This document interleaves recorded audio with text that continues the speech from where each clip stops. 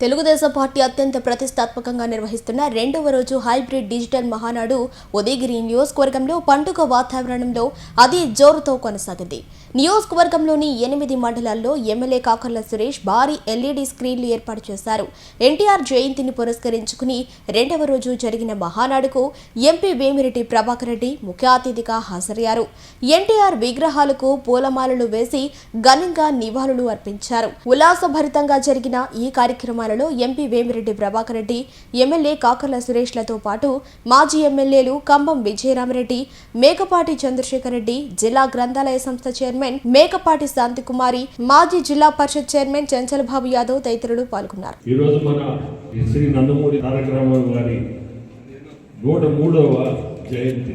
ఈ మహానాడు అనేది స్టార్ట్ చేసిందే ఆయన జయంతి, ఈరోజు జయంతి. బట్ ఆ రోజు 83 స్టార్ట్ చేసినప్పుడు ఆయన పుట్టినదినము అనే ఉద్దేశంతో మహానాడు స్టార్ట్ చేశారు. దానికి చాలా మీనింగ్ కూడా ఉంది. మహానాడు అనే పదం ఎందుకు వాడారో కూడా దానికి కూడా మీనింగ్ ఉంది.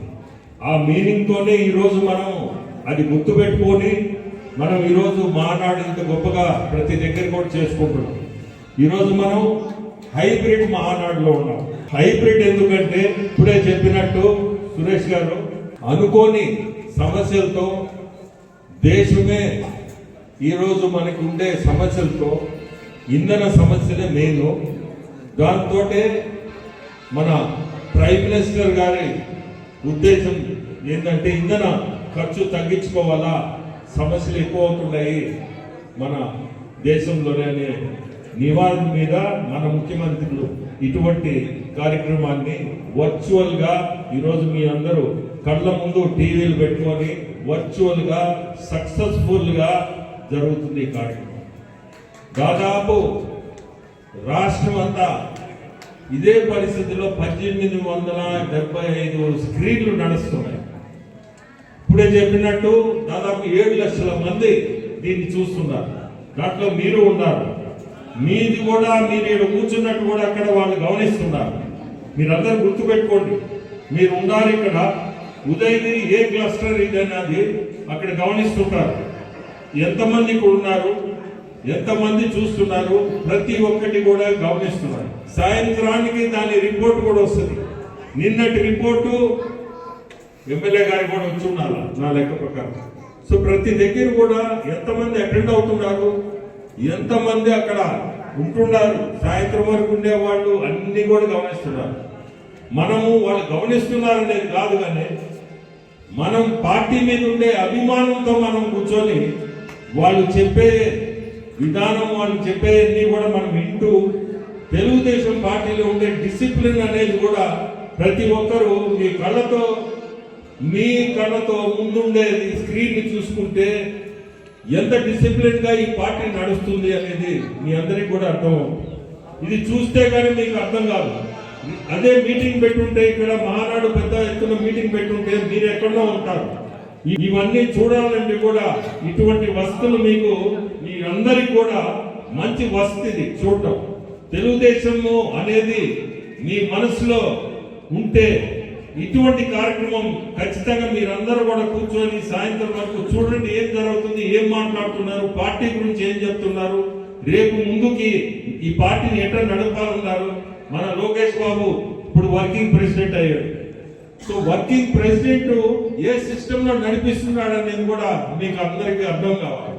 సో ఇది నేను చెప్పాలంటే నా పర్సనల్ గా మనందరికి కూడా ఇది ఒక మంచి సిస్టమ్. ఈ హైబ్రిడ్ అనేది హైబ్రిడ్ మహానాడు జరుపుతున్నారంటే నిజంగా కూడా నేను నిన్న 2-3 దగ్గరలో కూర్చున్నా. నిన్న యాక్చువల్ గా సిటీలో ముందు స్టార్ట్ అయ్యాను. ఆ తర్వాత కోవూరు తర్వాత ఆత్మకూరు పోయినా. ఆత్మకూరు నుంచి నెల్లూరు రూరల్ ప్రతి దగ్గర కూడా 10 నిమిషాలు కూర్చొని, ఎందుకంటే 82 క్లస్టర్లు ఉన్నాయి నా కాన్స్టిట్యూన్సీ. 82లో చాలా కవర్ చేస్తా ఉన్నా. 10 నిమిషాలు కూర్చోవడం, చూడడం, నెక్స్ట్ వెళ్ళిపోవడం. ఇప్పుడు ఇక్కడి నుంచి కూడా కందుకూరు పోతున్నాం. కందుకూరు నుంచి కావాలి. ఇవన్నీ ఎందుకు చూస్తున్నా అంటే కూర్చొని చూస్తుంటే ప్రజల్ని కూడా మనం గమనించుకోవాలి. ఎంత మాత్రం పార్టీ మీద వాళ్ళకి ఎంత అభిమానం ఉండేది కూడా మనకి తెలుస్తుంటుంది. మనం వచ్చాము పోయాము అనేది కాదు. ప్రతి ఒక్కరు కూడా ఆ స్క్రీన్ చూడండి, ఏం జరుగుతుందో తెలుసుకోండి. ఇది మనకు అవసరం కూడా.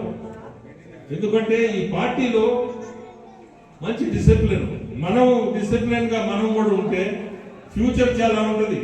లీడర్లు అందరూ నాకేదో రాలేదు, ఒక పదవి రావాలా, పదవి కావాలన్నా గమనించి గుర్తించి మీకు పదవులు కూడా వస్తాయి. బట్ మీలో ముందు క్రమశిక్షణ ఉండాలి.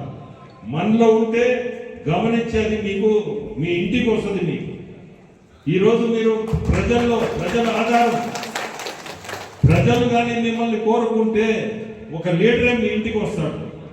సో అండ్ సో ఫలానా అతను మనకి నిజంగా కూడా ఇది అవసరం అంటే మీ ఇంటికే వచ్చి నీకు పదవి ఇస్తారు. అది ముందు మీరు తెలుసుకోండి. మనకి ఇంటికాడ కూర్చుంటే పదవి వస్తుందంటే రావు, అది మీరు బాధపడతారు అంతే. పదవి రావాలా అంటే మనం కష్టపడాలి. కష్టపడి అక్కడుండే మీ లోకల్ నాయకులు అరే ఫలానా అతను మనకు అవసరం అంటే ఆ అవసరానికి నేను చెప్పాను కదా, మళ్ళీ చెప్తున్నా, మీ ఇంటికి వచ్చి మిమ్మల్ని తీసుకుపోయి పదవిస్తారు. ప్రతి ఒక్కరూ ఇది మంచి అవకాశం. మహానాడు అనేది చాలా గొప్పగా జరుగుతుంది. రాష్ట్రం అంతా కూడా చాలా సంతోషం ఉదయగిరికి రావడం. ఈరోజు ఒకటే క్రమశిక్షణతో ప్రతి ఒక్కరు కూడా ఇక్కడ ఇప్పుడే శాసనసభ్యులు సురేష్ గారు చెప్పినట్టు మీరు గొడవలు పెట్టుకొని ఇబ్బంది పెట్టబాకండి. పార్టీ ప్రతి ఒక్కరూ ఒక ప్లాట్ఫామ్ మీదకి రండి.